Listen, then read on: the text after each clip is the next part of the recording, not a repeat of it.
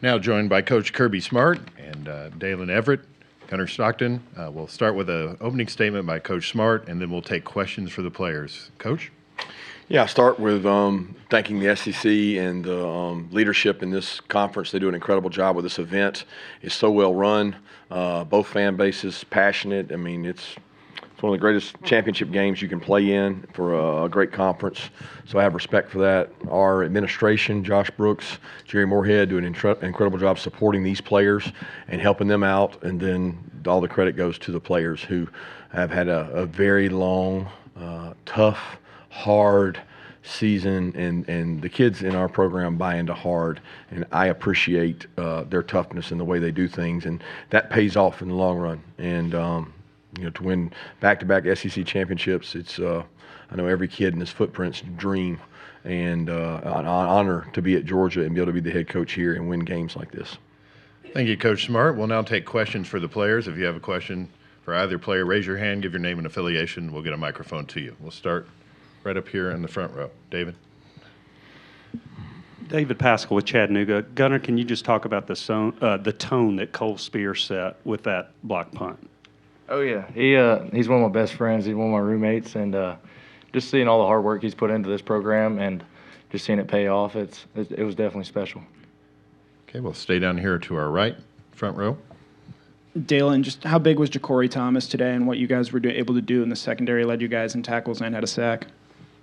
Man, Ja'Cory went out there and just did his thing. I was proud of him. You know, you saw what he did on that sack. It just turned everybody up, everybody on the field and on the sideline. So we're just proud about how he played. Okay, we have one here on the second row.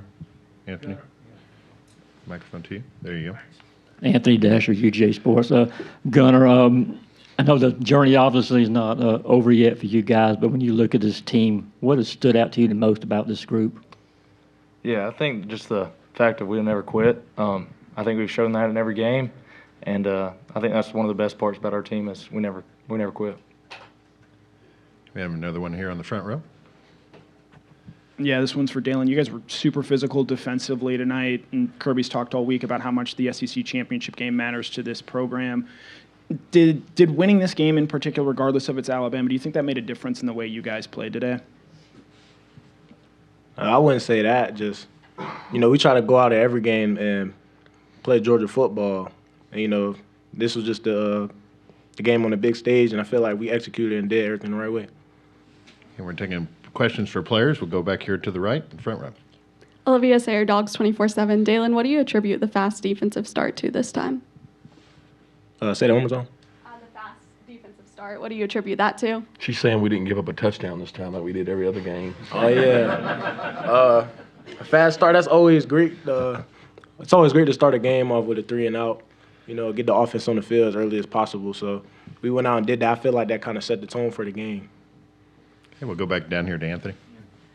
Gunnar, I know he has been bothering Coach Smart all week long about the center spot. Malachi today looked like he had a pretty flawless game, just about the job that he did. And how was he during the week leading up to this contest?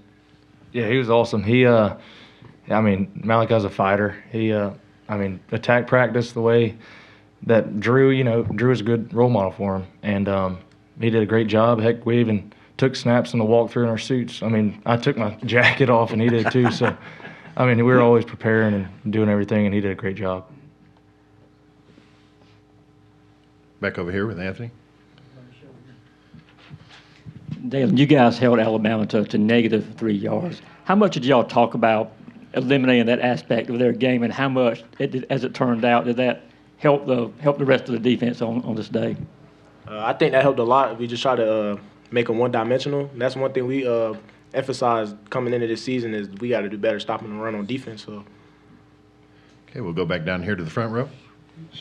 Yeah, Connor Riley, Dog Nation. Gunnar, Zachariah, last touchdown, had a big punt return. His first SEC championship game. What has he meant to this team this year in terms of what you guys were able to do offensively? Yeah, Zach, everybody knows he's a great player, but he's an even better teammate, and just the way he always gets his touches in, just always congratulating people. That's probably one of the best things he does besides being a great football player. Okay, well, go back over here on the right-hand side. for both the players, Sarah Tidwell from the Banner Herald. Dalen, you were the MVP last year of the SEC Championship. How cool is it to see Gunnar win it this year? And Gunnar, how does it feel to win it this year? That's a great feeling for him, just to see him get that. Just proud of him for everything he's done for us this year. You know, probably one of the toughest kids on the team, toughest kid I know. Take all the hits all game. He just popped right back up like nothing happened. So I'm proud of him, most definitely. Here you go straight in front of me in the back of the rim. Yeah, Brooks Austin on that side. It's for Dalen. It looked like Rayshon Dickens' first career start at Star this week. Talk about his performance and what it means to step in like that in a game like this. You know, he had the opportunity to step up, and I feel like he handled that the right way. You know, just didn't really go out there and make it bigger than what it was. He just went out there and played ball. So I'm proud of him for how he stepped up. Okay, we'll go back over on our right-hand side. Gunnar, Nate had a few yards after contact today. What does his physicality do for this offense? Yeah, he definitely runs the ball hard, and he's trying to get every inch for the team, and he puts his body on the line, and that's who Nate is. He'll do anything for the G. Okay, we have time for a couple more. We'll go front row. Gunnar, you and other players spoke earlier in the week that you were very familiar with the Georgia-Alabama history, and you said something along the lines of it is what it is, but how tired were you hearing about it, and what does that part of it mean tonight? Yeah, I think that's just part of the history of just two great teams going at it, and I'm glad we kept it the same thing, just approached this week like it was a big game, and didn't make it bigger than it was, and just took advantage of it. Okay, at this point, we'll release Dalen and Gunnar. Thank you. Congratulations, gentlemen. Thanks, guys.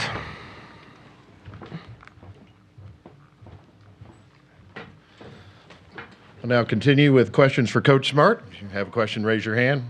We'll start over here on the right-hand side. Joe Menzer, SEC Network. Kirby, could you just talk about what a huge momentum change the block punt was, and then talk a little bit, too, about kind of how special the journey is that the kid who blocked it it was? Just unbelievable kid. I mean, he sacrificed so much for this program. I mean, it gets me emotional thinking about it because, you know, we had a team meeting on Friday, and we spoke to the team, and I spoke to the team, and Drew Brennan picked 5 players, and it was a very moving talk. And he had coaches come down and talk about the 5 seniors. He had Micah Morris. Actually, he had Dalen Everett talked about by his coach. So Dante came and talked about him. Dylan Bell and Cole Spear. Coach Coley came down and talked about him. And then Oscar Delp was actually the 4th. So it was 4 players. And he put on the screen how many days they had been at Georgia. And he put on the screen how many days potentially they had left. And it was like they have 1%. I mean, I think they had been there 1,200 days at Georgia because they're all 4th and 5th year players. And basically, Coach Coley talked about Cole Spear's sacrifices. He got to be a really competitive receiver in the spring. He was playing really good, and then he got an injury in the spring game. And it set him back. And he never flinched. He never complains. He just does what he's asked to do. He's extremely fast and physical. And think about those players that Drew talked about and had their coaches come talk about. Dylan Bell scores touchdown tonight, huge in the game. Dalen Everett gets interception, huge in the game. And then Cole Spear blocks the punt. And Oscar played well also. And, you know, before he finished, he said, you know, stand up if you've beaten Alabama in a game. And none of them stood up. And so it was a very moving piece. And Micah and Cash were there for the national championship game, but they didn't play. So I thought it hit right in between the eyes of doing it for the seniors. And so many of them have been through heartbreaking losses that they wanted to do it. And Kirk Benedict had a great rush plan and came after the punt and got a huge block there. We'll go back over here to the right, front row. Yeah, Connor Riley, Dog Nation. Kirby, the level of physicality and aggression that your defense played with tonight, how proud are you of them as a coach to see that, and how big of a difference do you think that made tonight? Oh, it was a huge difference. It was a domination on that side of the ball, and a lot of it came with a chip on their shoulder from the last one, and it came on a chip on their shoulder from improving. We told them after that game that there wasn't a lack of execution in that game at home. They outplayed us. They out-executed us. They probably out-coached us. And we weren't going to let that happen again in terms of the way we played with physicality. They're getting better. Young kids are growing up. There's a lot of naysayers out there for Schumann and his staff, and they never flinched. They kept getting better, kept growing the players, and they played really well tonight. Okay, we'll go straight in front of me towards the back. Yeah, Coach Brooks Austin on SI. Same question I asked Dalen. Just talk about Rayshawn Deacon stepping in at star today and how big of a task that is and how much of a challenge it is against that offense. Yeah, a lot of motion, a lot of adjustments, but I'll be honest with you, Dink's been practicing really well. If you go back, we got him a series against Charlotte, and we considered getting him series against Georgia Tech, and Jonell was playing. Jonell's dealing with a little a wrist, but he practiced all week. Jonell practiced and was good to go, and we were like, look, if Jonell's gonna have this club on, maybe we should just give Dink a series or two, and Dink went one series, another series. Things were going our way. He's a good football player. He's got some safety characteristics from his high school. He reminds me a little bit of Bullard, and he's got the potential to be able to move to safety and play. He's got a really good skill set, and he is the greatest kid. And I'm so hard on him at practice at times. He gets quiet, and I appreciate the way he takes hard coaching because it has not affected him, and it paid off tonight. Okay, we'll go over here in the second row to our right. Hey, Jordan Hill with Dogs 24/7. Kirby, the talk all week was about Malachi. What did you see from him during the week in prep for this, and just based on what you were able to see tonight, how do you feel like he held up? The biggest thing is get the snap there, right? That's 50% of the battle. Just get the snap there and get it accurate, and that was my concern. I knew he would play well, play hard, play physical.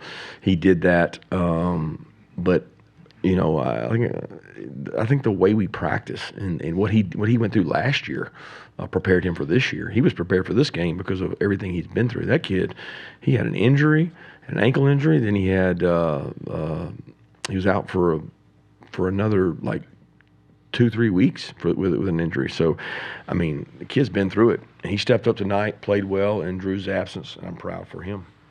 We'll go straight in front of me, front row. Jeremy Johnson, Dogs HQ. Coach, how has this team been able to survive and thrive, when guys have gone down, guys are, these young guys stepping up? What's kind of helped you guys, continue to be able to keep the buck moving? Toughness, strength program. Look, guys, both those teams tonight were beat up. I mean, you guys need to do a deep dive and deep study, and I'm going to jump on a soapbox now because I'm going to take your question and run with it, but I want to give you a hypothetical. Okay, that was the 9th game of our SEC schedule, right? So now just imagine that was the 9th game of the season for everybody in the SEC, and everybody played another SEC game. Now, I'm not saying it was on this week. I'm saying it was on a previous week. So that's 8 more losses, right? 16 teams. It's 8 more losses in our league. So 1 team, 2 teams. Let's say this last weekend it was Oklahoma and Ole Miss or whoever hadn't played yet. They played and they got losses, and then they're going to go to the SEC championship and play another game. Those 2 teams were beat up tonight, and that was the 9th game of the year. And we're looking at next year having another game.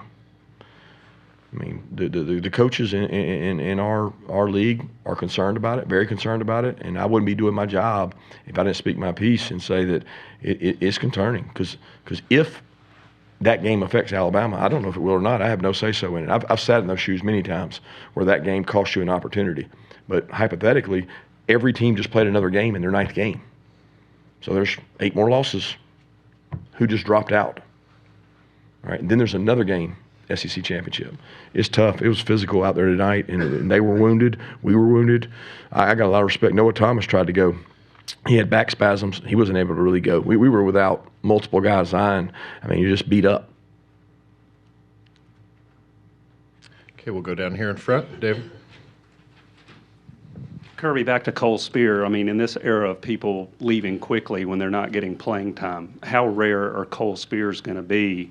And as a follow, just how much did you enjoy seeing him produce that moment? Because some guys go through 4 years and never get to experience something like that. Yeah, I mean, I almost teared up in the locker room afterwards when we called him up to the top because that's going to be gone, guys. That's going to be gone.